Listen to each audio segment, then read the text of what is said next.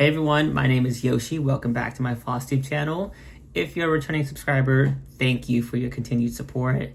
And if you're new here, I want to thank you for joining me. I hope you find interest in my channel, and hopefully there's something that sparks interest within my cross stitch. This video is going to be different. I'm going to first talk about a comment off of my previous video, and then we're going to talk about a round robin group that I am in. And then we're gonna go and talk about an Etsy shop that I want to promote. So first things first, the comment that was left in my video says, "Hey Yoshi, can you please explain your way of stitching and parking method? I like the horizontal lines, and with this method you have no enclosed stitches." All right, so I'm gonna try to explain this to the best of my ability. So to do that, I have my King George piece. I don't do the typewriter method, which the typewriter method, for those who don't know, is stitching the whole row, the whole first row, going back to the second one and stitching all of that, then going to the third, fourth, and so on. My method, I call the building method because if you flip it horizontal, it kind of looks like a skyscraper, and this kind of reminds me of like the Empire State Building. So if you do the rows like I do, it creates a building to some degree. Now, one thing I don't do, or I should say, I stitch part of the rows and I don't do anything on the second row unless the first row has been completed above it. So for instance, at the end of this one, I'm not going to extend the second row past this little stitch here because I haven't done anything above it. As far as how far I carry my As far as how much of the row that I stitch depends on the colors. So for instance, if you look close up, you'll know that these colors are basically the same. So I'll stitch the whole first row, and then this is where they stop because a new symbols are beginning. So then I'll stitch all of this.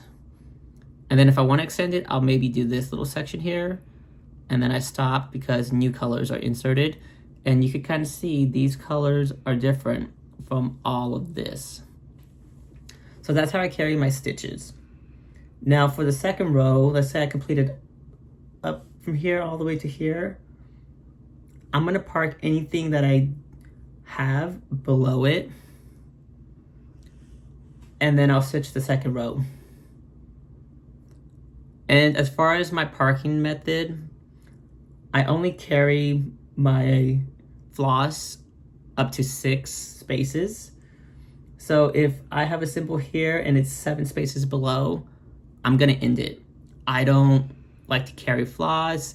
I don't want to create like a grid of like a crime scene, like, oh, it happened here, and then you see the line over there, and the line over there. I like to have a clean back. That's why I stitch this way. And also I stitch this way because I don't like to compete on trying to get my needle through.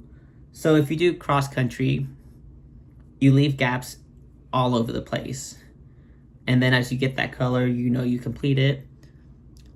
So when you're filling in the gaps, you're kind of competing with the floss on the back while you're trying to find the hole.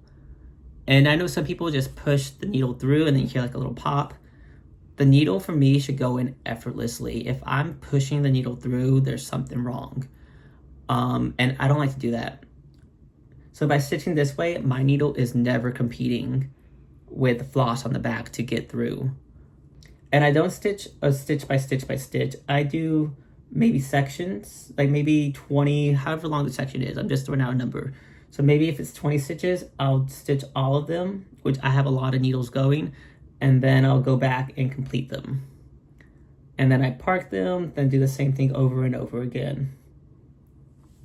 I'll show you my back because the whole reason why I stitch like that is it creates a nice back. As you can see from the back, there's not much floss that is being carried. Let me give you all a close-up. And by stitching this way, it also allows me to tie down the floss that was carried. So if it's carried from like here, maybe 5 rows down, it all gets tied down by the other floss as I complete it. You can see right there, this floss was carried about maybe 5 rows down. But as I work it, it's all gonna get tied down with the floss that goes above it. So I think I explained it as best as I can. If you have questions, reach out and I will try my best to explain. I hope that makes sense. I hope I did good at explaining because I know it's kind of complicated. For me, I just have to look at the pattern, determine how far I'm going to stitch those stitches, and then I look at the next row and determine how far can I carry that. My process is very slow. So if you're a fast stitcher, you're not going to like it. Now for me, the reason why I stitch like that is because it helps to create a clean piece. So for instance, my back looks very clean. Everything is tied down. No floss is carried too far. My needle is not competing with any of the floss to get through the holes. And also, the way I lay my stitches. Now, if my floss is ever like this, where it's twisted, I will untangle it. That way my needle can comfortably lay through and create those smooth lines within the floss. Like I said, my process is very slow. It's methodical. There's a lot of planning to do. So if you're a fast stitcher, if you want to complete a project right away, my way is not for you. Just letting you know. Just inserting this clip here because I forgot to speak about this, but also another reason why I stitch the way I do is because it prevents the grid lines. So for instance, if you stitch column by column or page by page, normally you get those vertical grid lines that splits the pages or the columns. Now, when you stitch page by page, you normally don't get grid lines on the horizontal sections, but it's always those vertical ones. And so the way that I stitch, I just don't see those grid lines. And they do irk me when I see them because there was one project I once started, did it row by row or column by column, and I got the grid lines. So I just got rid of the project because it bugged me. So yeah. All right, so again, I hope I explained all of that correctly. If you still have questions, feel free to reach out. Maybe I can FaceTime you guys and I can show you. But this is only for the people who are interested in the way that I stitch. Hopefully it makes sense. I know it's a lot. I'm trying. But anyways, let's go on to the round robin. Now, if you have seen Andrew the Rota Stitcher, Sheldon in Stitches, and I believe Jason X Stitch, you would know that I'm in a round robin with them. I know one of the people that were in it had to step down and I was brought in. I'll be honest, I initially wasn't going to do it and I was like, nope, I don't want to do a round robin. I like the way I stitch. I don't want to feel pressured. And so those were my reasons not to do it. But then there was another side to me that was like, Yoshi, it would be fun. Do something different. Stitch on pieces that you would never stitch on. And just, create a piece that other people can work on. That way you can admire it. So I said yes. And it took me a while to find what I wanted to stitch. But the project that I found is called Woodland Lake by Stitching Land, which I'll insert a picture. I found it on Etsy and I have completed my portion of the round robin. For this, I was a monogamous stitcher. I lost my spark.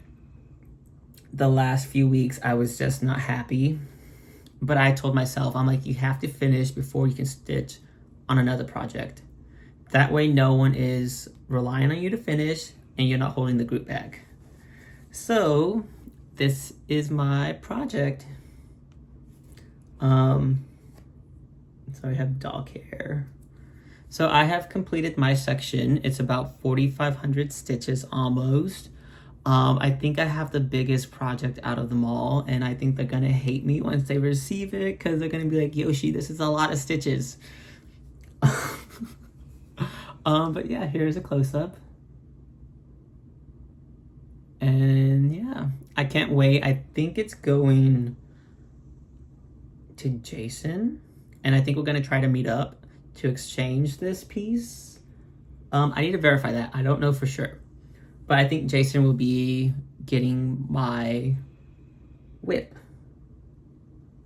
But yeah, I tried a different method of stitching with this, and I was color completing, and at first it was cool, it was fun, I loved it, but there's a part of my brain that's like, I want to fill in the gaps, go row by row.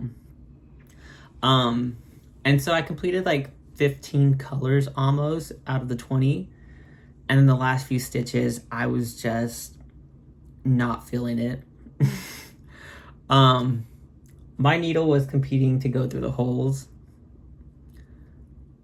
and I didn't like the way the back of my stitches, the back stitch was looking, because I was carrying some floss and it was going everything that I normally am used to, going against the things that I love.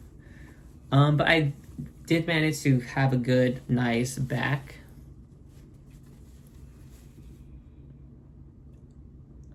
And it's kind of easy when there's 20 colors, but when you do a full coverage with like 60 colors, over 100 colors, that's going to be impossible to do to have a nice back unless you stitch the slow way that I stitch, that I just spoke about.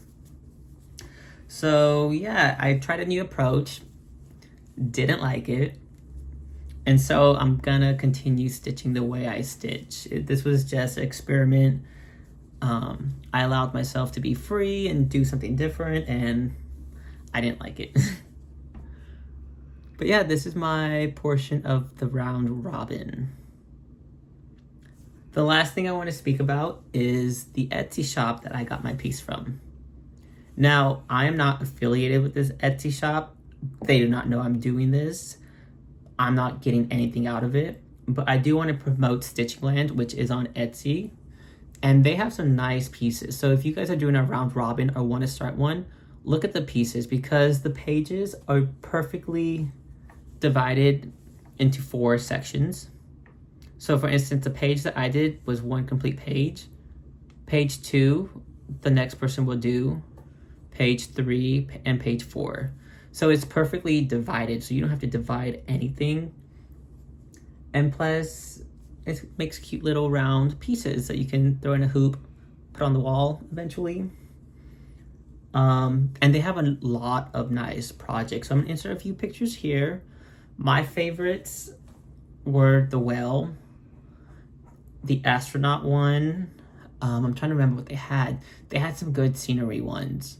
So I would highly recommend check out Stitchingland, and maybe do a round robin with some people.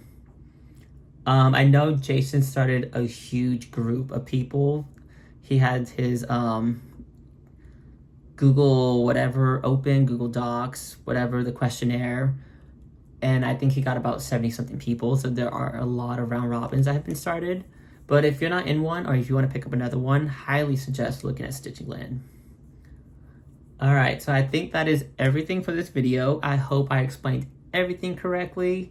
I hope you guys enjoy this. I know it's very different. This is one of the rare videos I'll ever make this way. But yeah, thank you for tuning in. I'll see y'all for the next video. Bye.